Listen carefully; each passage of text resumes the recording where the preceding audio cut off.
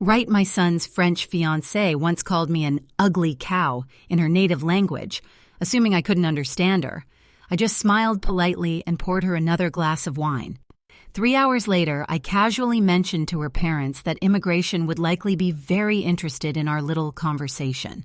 Let me back up and explain how I discovered that my future daughter-in-law was nothing more than a charmingly accented gold digger. It began on a crisp October evening in Austin. David, my 35-year-old son, finally brought home the mysterious French woman he'd been dating for 6 months. Camille Dubois was exactly what I'd imagined from his enthusiastic descriptions. Petite, elegant, with that effortless style French women seem to be born with. Her English was flawless, carrying just enough of an accent to sound enchanting rather than difficult. "Mrs. Thompson," she said warmly, taking both of my hands in hers, "David has told me so much about you. I'm so happy to finally meet the woman who raised such a wonderful man." I liked her instantly. After David's string of shallow girlfriends who couldn't even bother to remember my name, Camille's genuine interest in our family felt like a gift. She asked thoughtful questions about the photos on my mantle, praised my cooking with sincere enthusiasm, and even helped clear the table without being asked. David beamed through the evening, clearly smitten. "Camille speaks 5 languages fluently, he boasted, squeezing her hand. "She's been teaching me French, though I'm hopeless at it." "Oh, you're too modest," Camille teased, her eyes sparkling. "His pronunciation is, how do you say, endearing." We all laughed, and I found myself thinking that maybe David had finally found someone truly worthy of him, someone with depth, intelligence, and warmth, someone who might actually stay long enough for me to get attached. That illusion lasted exactly 7 minutes. After dinner, David excused himself to take a work call.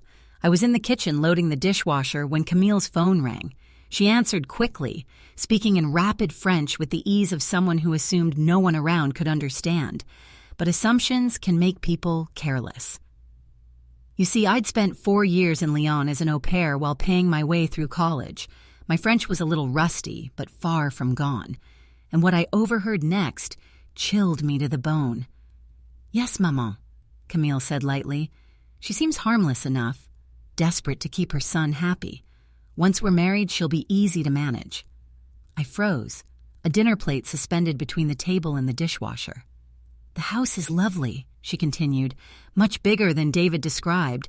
And yes, there are certainly family assets worth noting. She mentioned his father left them very comfortable." Camille laughed, a sound that suddenly felt cold. "Don't worry, I've already started working on the inheritance angle. Americans are so sentimental about family legacy." My hands shook, but I forced myself to keep moving, pretending to clean while my future daughter-in-law dissected my family like a laboratory specimen. David is perfect for this. Naive, generous, completely infatuated. The green card will be simple once we're married, and the divorce will be even easier once I have what I need. 2 years, at most. Then I'll return to Paris with American citizenship and enough money to live however I choose. The plate slipped from my numb fingers and shattered on the floor. "Mrs. Thompson, are you all right?" Camille appeared in the doorway, her face a mask of concern. A flawless performance. If I hadn't just heard her true intentions in perfect French. "Just clumsy," I muttered, kneeling to pick up the pieces. "These old hands aren't what they used to be." She hurried forward gracefully. "Please, let me do this. You shouldn't be cleaning up after hosting such a lovely dinner." The irony was so sharp I could taste it. Just minutes earlier, she'd been explaining to her mother how she planned to exploit my son, and now she was helping me gather broken dishes with the tenderness of a devoted daughter-in-law. "I have much experience with cleaning," she added with a self-deprecating laugh. "I worked in hotels in Paris before meeting David. Very humbling work.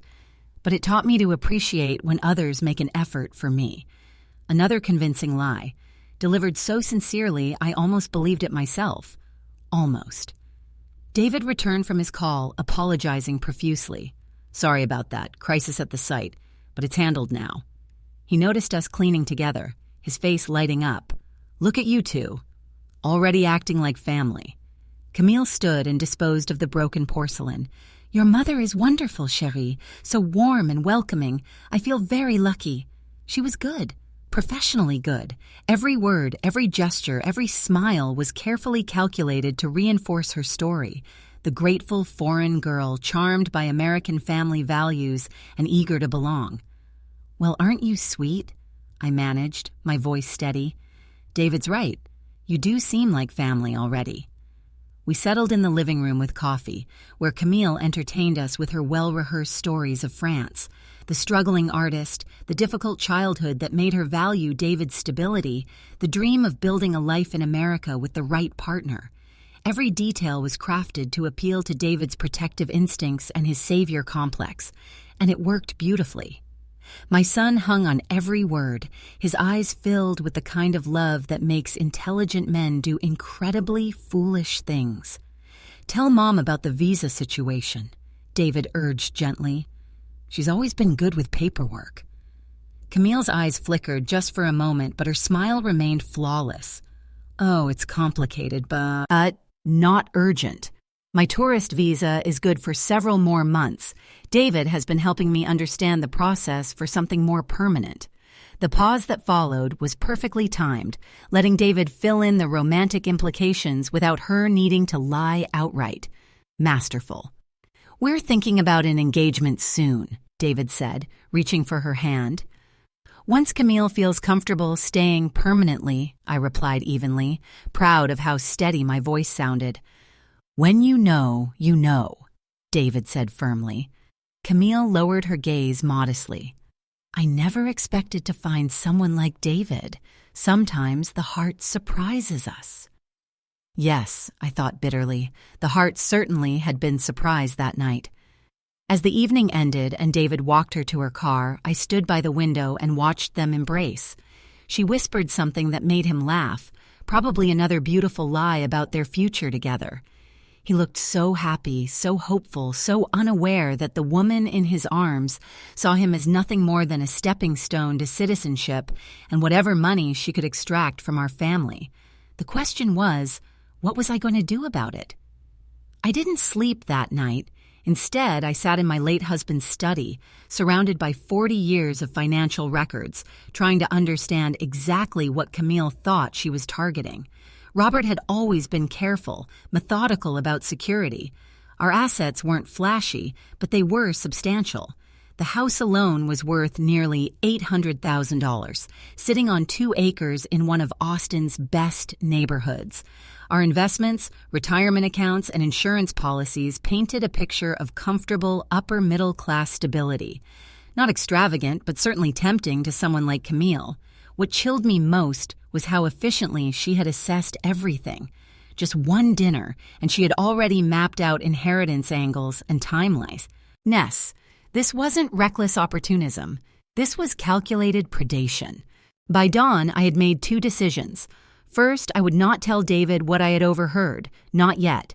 He was too blinded by infatuation, and any accusation would only drive him further toward her, painting me as the jealous mother who couldn't accept her son's happiness. I'd seen enough Lifetime movies to know how that story ended. Second, I needed to find out who Camille Dubois really was. I started with the basics: Facebook, Instagram, LinkedIn. Her social media looked polished but shallow, mostly photos from the last year and a half. No real history, no childhood friends, no family members tagged. The pictures of France were generic tourist shots that could have come from anyone's feed. Her LinkedIn claimed she'd worked in hospitality management, but the company names were vague, with no connections or references. For a woman supposedly in her late 20s with a professional career, her network was suspiciously thin. I was deep in online rabbit holes when my phone rang. David's name lit up the screen and my chest tightened with guilt. "Morning, Mom," he said cheerfully. "Thanks again for last night. Camille couldn't stop talking about how wonderful you were." I forced a smile he couldn't see. "She's lovely, sweetheart. I can see why you're so taken with her." "I'm thinking of proposing soon," he said, excitement in his voice. "Maybe Christmas. I know it's fast, but when it's right, it's right." Christmas was only 2 months away. My heart sank.